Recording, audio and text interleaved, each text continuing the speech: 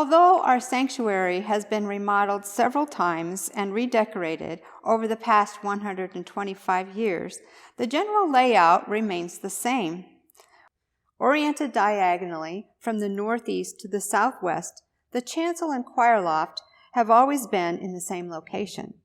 Originally front and center was a reed organ, and the organist sat high up, directly in front of it, with their back to the congregation.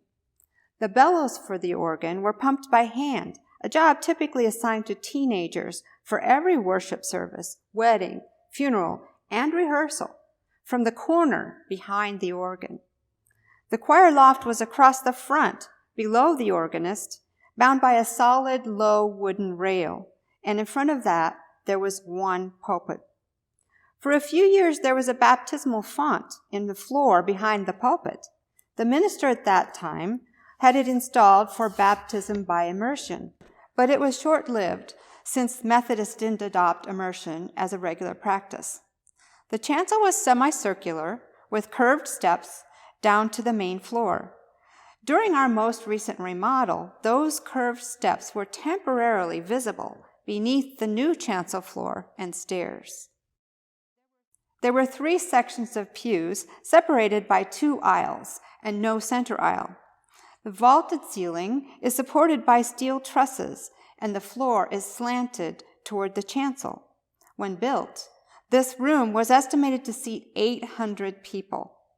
But of course, pews and bodies were much more compact 125 years ago. There was a balcony on the south side over what we now refer to as the overflow.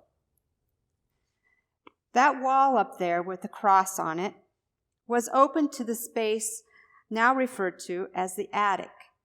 The big wooden garage door could be lowered to close off the lower room and open up the space above. Besides seating a good number of people, the balcony was used by choirs or for candlelight services. Can you imagine Christmas Eve service with singing and candlelight radiating from that balcony? What has happened in this room? How many lives have been touched or changed here? How many baptisms with parents, families, and congregation members promising to support babies, youth, and adults in their faith journeys?